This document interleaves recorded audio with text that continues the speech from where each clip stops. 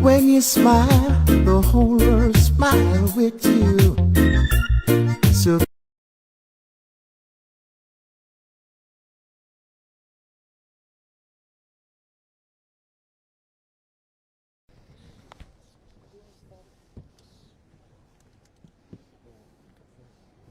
ngô cả công an viên là xóa cốt ní áo lê sù một xì phía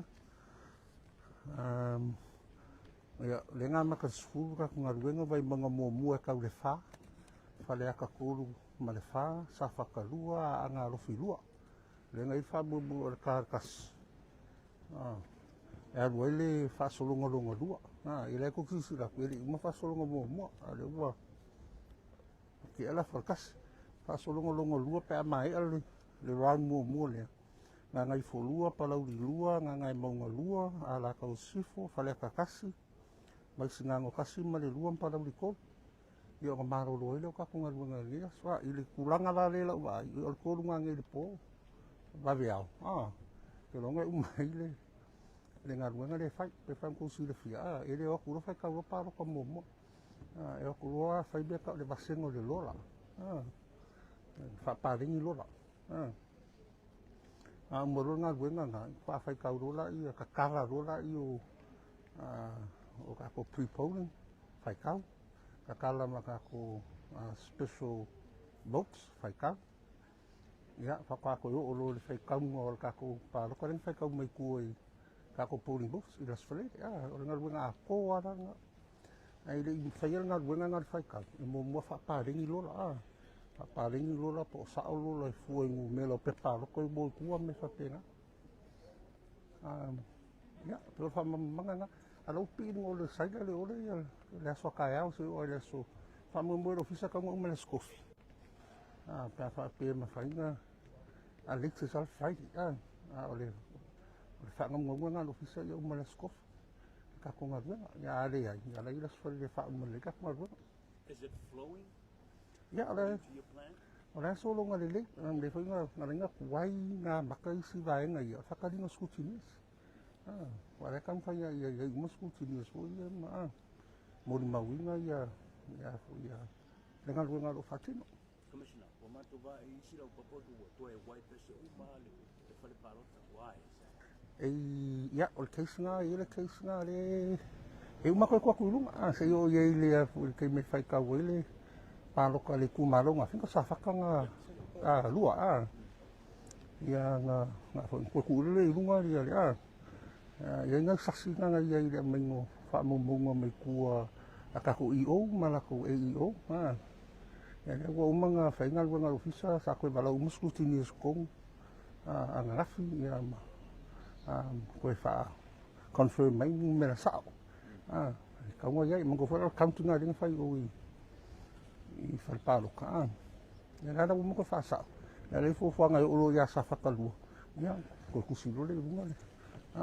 ya le ba nga nga bi se mo ke mi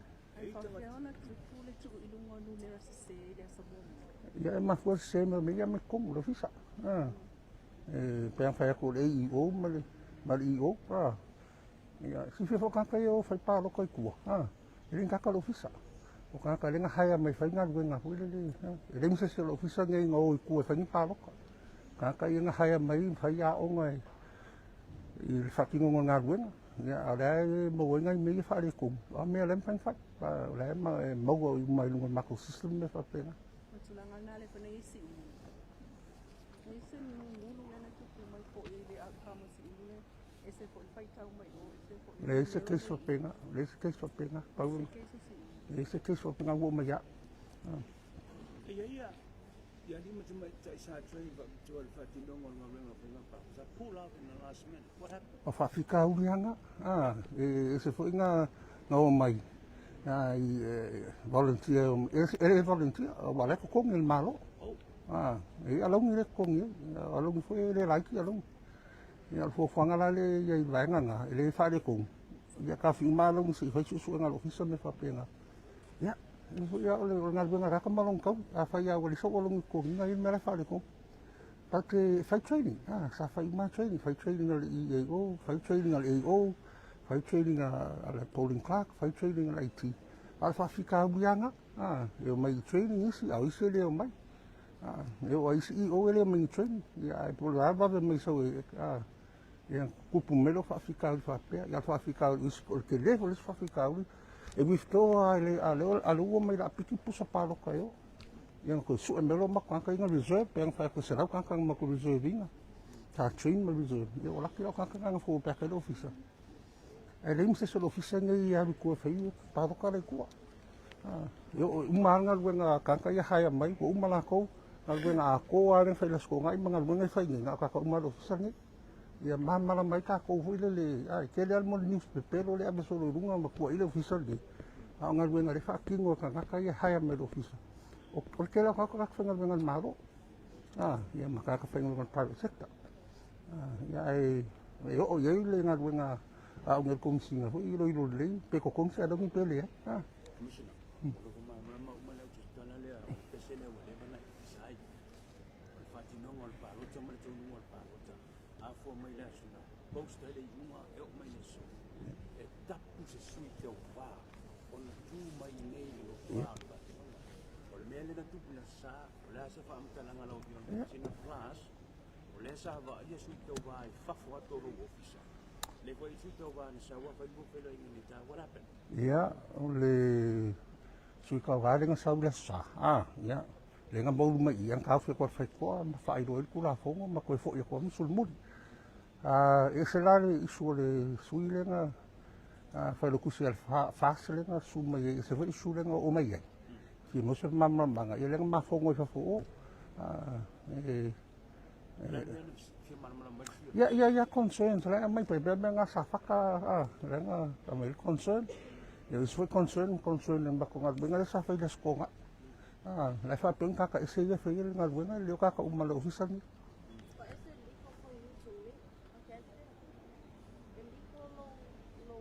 es ya pa o kom singa fenga paroko ki kali ume me kau paroko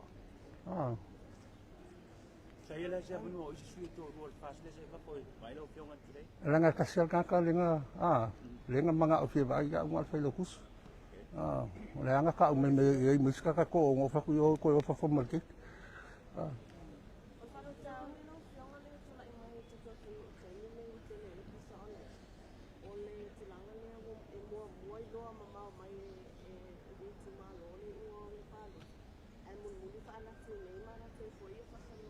ia ole ya kawanga kanga kaya a fa makana sa o ai me kau paro ko lo fisange no ko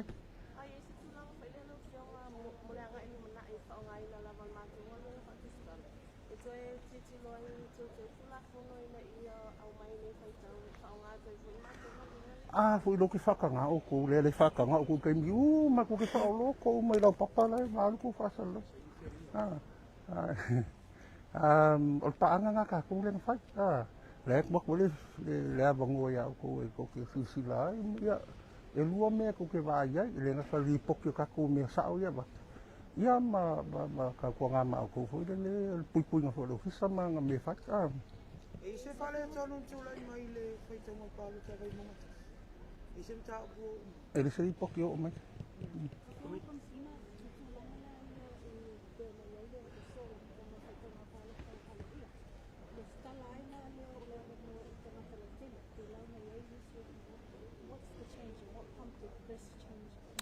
o le anga ia le se me ufiufi ele le ya le nga le fa kanga ko nga lungo o ya fio mai e lungo pikola yo para nga transparent me le se mo fa le ko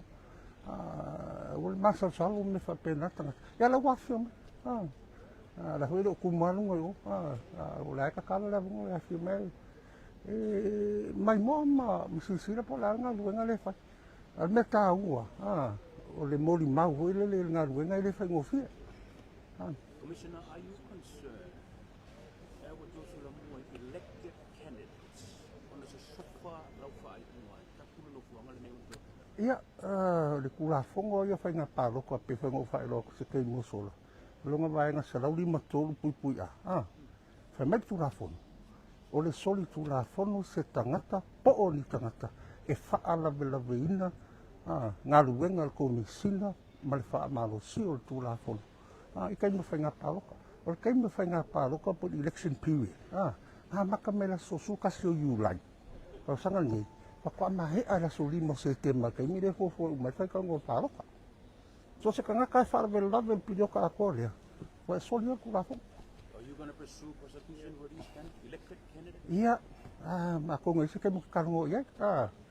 ngai se kai mo kalungo te le po fa so ava, po wa, ako ngai. Le lo kalungo ile mama pe ya pati.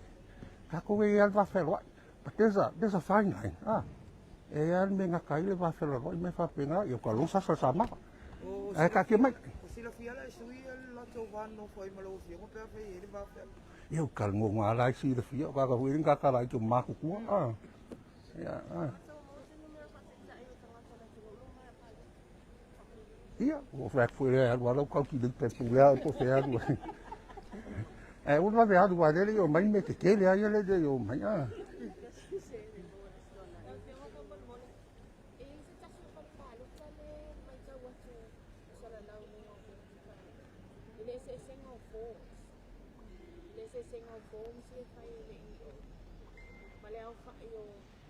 ese número forms de tu CEO, ese le hay número forms de tu jono, o le pusa para que was palau. ele Ono ia forms,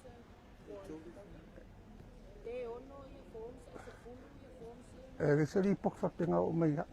o me fise me kasi al fo mar fa palo ko kasi mai pa o mai a fa ele se fu fa palo ko ko le ku malo ese fu wa forms o mai o results o nga fa palo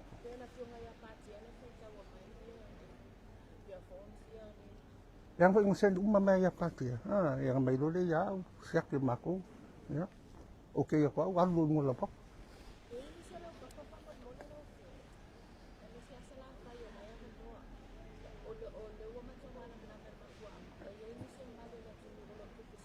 Ia ina sa ili ngako me nga io o io wa fa le ko o me ka nga umaro sen mele me ya ma ko le be o ngofo ko ko ngol pusa la ia paroka ele fai lang kala ma ko me nga le fa kala ni yang fa ku me lo le fa nga sin ko nga mong nga mong nga fo mong lua por kasi male ngangai fo monga mal ko fai ku malunga fa penga mi sa to karo si ala ko ko ngol pe pa ko ngol pusa palo Did you have any issue, Commissioner, with connectivity with the two providers, the internet, on the day of the election? le fin ko pa wal isu mai la ke mi ka makai ya yu ke o lima ko ka ma IT ho do wa ko kumu mai la ko wa su lo ko me se me su lo ngai ya ngai fa ficar di rai tinga ang flow le ya me le ya o ngo le sama ko providing umai ya doctors o company lu fa nga O le fala pusa pa lo tana lo fio nga mol fa mangai fa ba fai kau la ni. Pusa le fa ko fai kau ni le fa. iyo Mai gas fa rai le sa tau. kalau si ala ko ngol puso pa lo ko pe nga me fa makala nga io Ese sui tau waro fio ka nao o mai atu e te pia o e pia mai fai tauan pa lo tau piko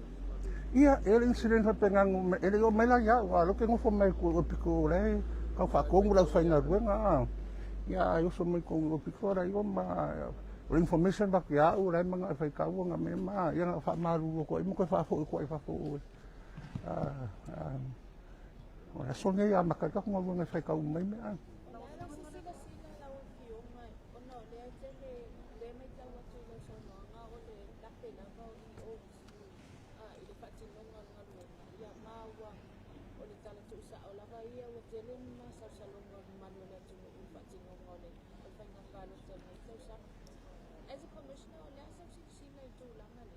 I am concerned. Lo concerned kele nga ka whainga ruenga malo. Kelo ka nga kangi ngai mangai ka nga private sector mo so swang le fa maun ka sanga ka. le ako ko fa ki nga ruenga ma le fa ma ia pau wa sa ma le ma ka ai me fa le kong i o por e o e mo li la lo kula fa nga pa so lo kalanga Lawa Fiona, is there a plan looking ahead to the future in your role to make the process easier? Will Samoa head to what New Zealand and Australia do on the 7-day election with results available? Is there a process for you looking ahead to the future? Okay, I have no experience in the elections in New Zealand. Yeah, it could be. Maybe it'd be nice to come over to New Zealand and have a look at what you're doing there and look at the process. Yes, we would love to have that kind of process. Okay, mingi ya le menu ra ka ko fai ka ko pa ro. Speaking of manual, they're available via boards here to the public.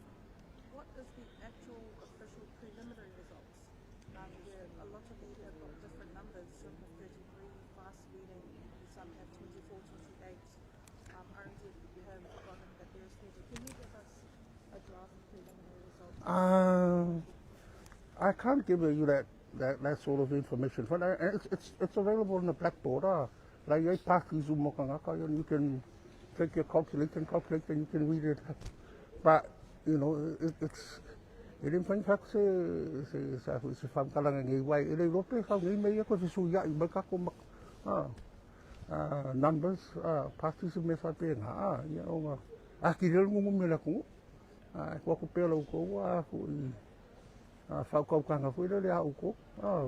ai lian fa mangi ngole o me yo fa ka nga le a lo ia le me la lungo la fa this is the official count so e malo ya ko sa lo ko fu le pa ma ka confirmation du ma o le fa ma o ni la o tunga ta fa le pa ko e te o te ni lo sa o ma lo ko ma ko si wa ya i nei le i ma fa le pa ko to ma fa i mo fa le pa ko to ma ko ai le fa sa si yo ko i mela wa fa ina o no fa ti no ngal ngal ngal tunga ka train e lo ia pe ku langa nga ma go fa o information me ku mai le sa o information ia ko nga mela nga ku per tesa la sa fa ia le la o mai le sa le fe ma lo le su ka wa ia le me sa ia ke le ku pa lo ka le si o me fa pe ma ale fa pe le mama ya la nga ka o le office ai lo ma ku le fa ki ngonga nga o ka ko le ha mi fa ki ngonga nga ko fa ma ni e o so ri tu la fono ta a fa ma ni o so ku la fon ka fa nga nga ia ka nga ha mai ela ve mai la lo ku la fon ka ia ha mai o le voi la lo fa ma lo office ko mi so fa nga fa so lo ngala wo uma la ku nga wo le ko ka ula ko ka fa nga lo office so legally e ma fa in charge la lo ku la fon ba fa isa me fa le ko ngola ko fa ia o me nga le po le ma ko fa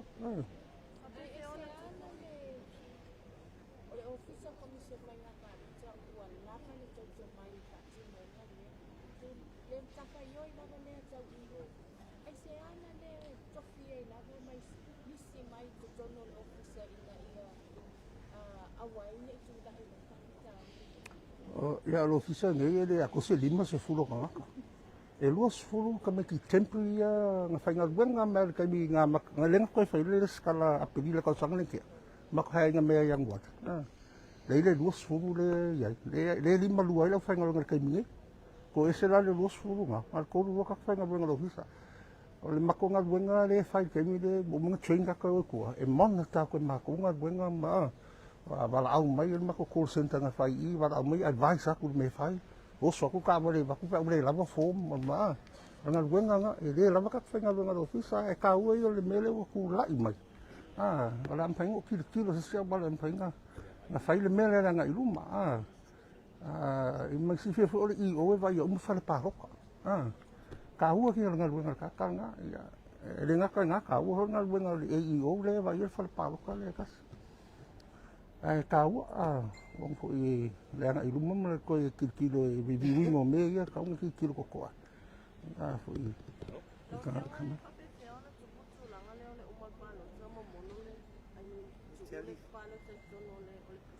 wa ku le wa ma long fai ka ai ko ku ma ko ngu ya wa ko ma long fai ka ku ke ku si ya pa lo ka simi ke ku si pika ke ku si Boku me kongo le pusa. Boku ai lama le official sa. Boku ai kongo si olo. Ole le lava training. Ole le Ia. o le pe ta o le Ia por favor bali fo. Kaliba beanga. Pas kele an mo le avango ka pela. Alo. Fala ku sa palo tsana lo fio nga mo fa mga fa pa fai kau lang.